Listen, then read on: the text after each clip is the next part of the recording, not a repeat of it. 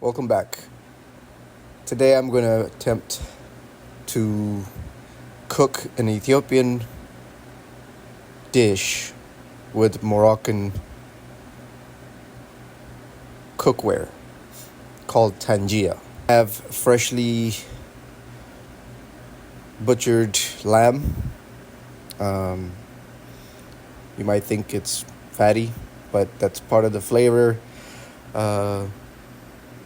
Lamb is one of my favorite meats to cook.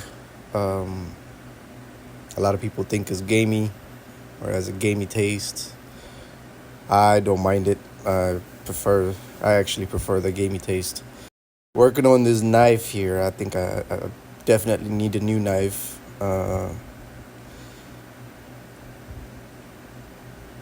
It's not doing too well cutting, especially fresh meat like this. So I definitely need a new knife. Maybe for the next video, I'll get a new knife.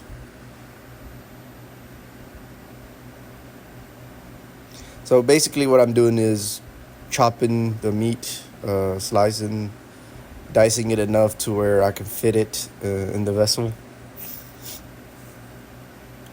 Cut the ribs. Some people would prefer the whole thing in there just the way it is, but I like to make them smaller a little bit. The piece I'm grabbing here is the tail of a lamb. I've had it before. It has to be cooked right for it to taste good, or for it to the taste to come out. I went to the big boy and got the big knife to kind of crush it down a little bit, but it has good taste, good flavors. I'm gonna trim the little bit of the fat off of it. We don't want excess fat, and we don't want too much fat. I do like the lamb fat, but we don't want it too much. So I've basically finished preparing the amount of meat that I was going to use. So this is the Tangia. It is a Moroccan cooking vessel, and it is used majority, like I guess most of the time men use it. They basically stick all the whatever they want to cook into it, seal it, and then when they go to the sauna, they give it to the guy that's handling the fire, and it would cook slow in that vessel. And I thought, okay, maybe I can mix my favorite dish from the Ethiopian cuisine, and see if I can make it with this, because it's the same thing. We're cooking it in a slow fire, so this would work. I think this would work fine. So flavor wise, the carrots is gonna give you that little sweetness. That's the main reason I use carrots, to get that little sweetness to it.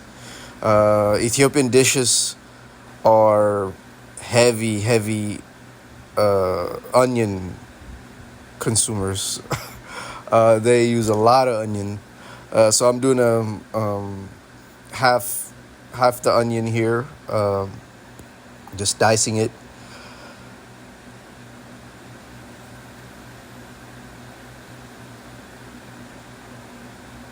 And you can use any kind of onion. You don't have to use the white onion. There's a yellow one. There's a red one. I mean, there's all kind of onions. Next thing is potato. I'm only using one potato.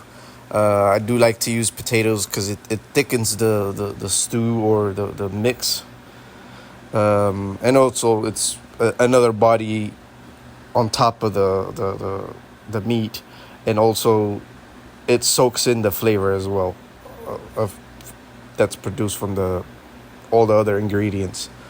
Don't judge me on my potato peeling skills. I could have just tossed it in there with the peel, but it's not gonna soak as much flavor, and some people might not like the peel. So I really don't care. I usually eat the meat by itself. Then once I finish the meat, then I'll go to the potato. But um, it is one of the ingredients in the Ethiopian dish.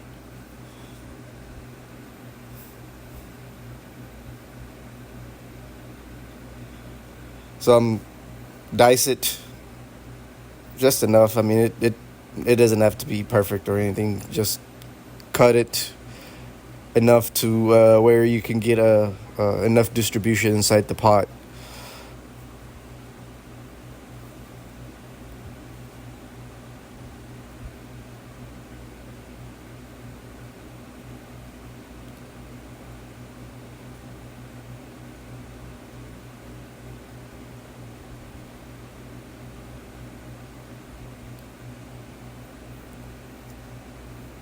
So you can see we're about halfway into the tangia. It. I'm gonna use my hands to basically mix it all in, so you don't get a layers of the materials. I want an even distribution of the whatever I'm cooking or the ingredients that I'm going to use. While I'm going to add another onion here. Well, the other half of the onion. Um, like I said, Ethiopian dishes are heavy on onions. Um, I don't know why. Don't ask me why, but we do love our onions. Um, I guess it's good flavor. But I'll add the rest of it. I did save a little bit just in case if I run out of room. And I've used this vessel before. It's not my first time using it, so I want to make sure I got enough.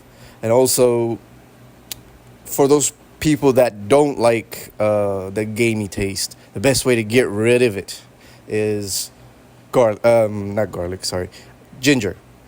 Ginger is the best way to get rid of that gamey taste from lamb, goat, stuff like that, even deer.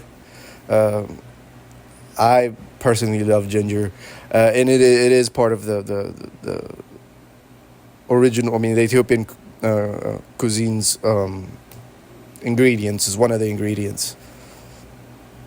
So I'm just using a grater. I could have just used the knife and just chopped it, but I thought this was much easier just to do this. So what you see in the background over there is the tajin, and that's another Moroccan cookware that I've used, or I have a video me using that. We'll add the garlic here. I've talked about this plenty of times, but I save my garlic. I chop it up and keep it in my fridge. Couple scoops of garlic. Again, the Ethiopian dish is heavy on garlic, garlic and onions. Anyways, back to the vessel. They both have similar sounding name, so people don't get it confused. The other one is called Tajin, and this one is Tangia.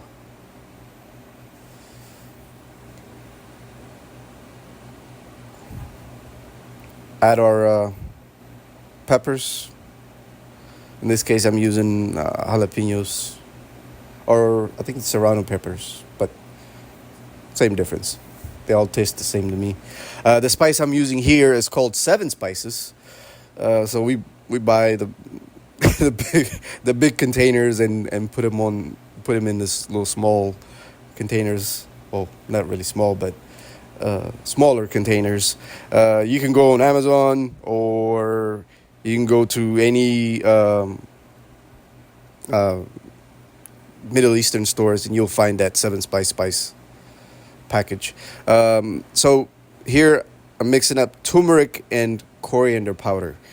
Turmeric is going to give you the color, which is going to be yellowish, somewhat a yellow tint to it, and it's going to also give you the flavor, obviously. And then the coriander powder, that's there's a strong flavor, so you gotta limit the amount you put in there. I put about half a spoon there.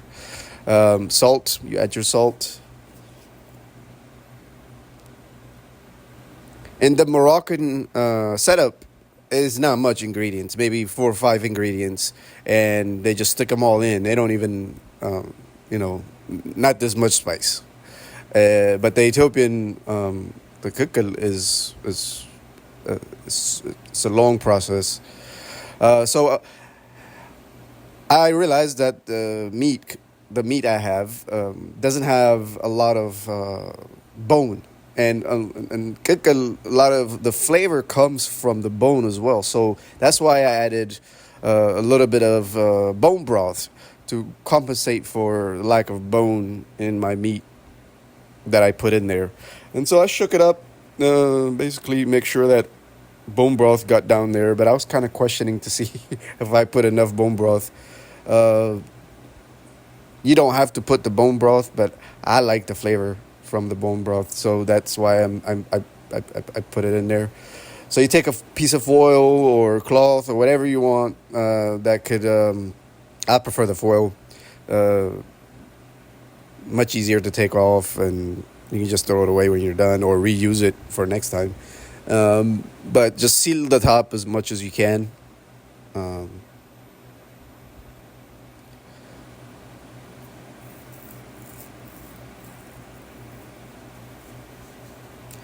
So while I'm sealing this, I'm warming up the oven. I'm warming up the oven.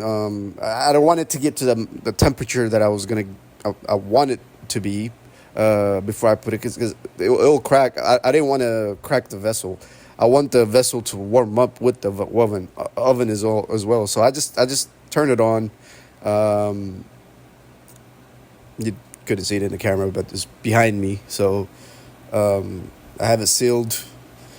I'm gonna stick it in the oven for an hour at 350. Then I'm gonna reduce the heat to between 280. You can do 280 to, depending on what kind of oven you're using, 280 to 300 for another 3 hours. So I stuck it in there. I'm going to take it back out here, and after the hour, I want to make sure there's a good mix. Again, I don't want that layer. So I did that with my sticking my hand in there, but you can see that steam. I didn't want to burn my hand, so that's why I was using the mitten. But you can see that some of the spices are on top, kind of darkening up. So what I'm going to do is basically mix it and get all the jalapenos and all of that down in the bottom. After about 4 hours, here's what it looks like. All that ingredients is basically melted, and it's part of the stew now. The meat looks pretty well cooked. The top layer that you see, that's the fat mixed with the liquid that I added. So I'm gonna eat it with an Ethiopian bread called injera, yogurt with chili powder on top, spiced chili powder, Ethiopian chili powder. Look at this bone. Oh, by the way, my favorite part of the lamb is the ribs, and that's why I'm gonna eat it right off the bat. And yeah, it's just nothing. It's awesome. It's awesome. I don't think I've had anything like this. Hopefully, my mom doesn't see this. She's gonna be mad that I said hers is not as good as mine. But yeah, basically, it came out awesome. I enjoyed it. Hopefully, you enjoy it too.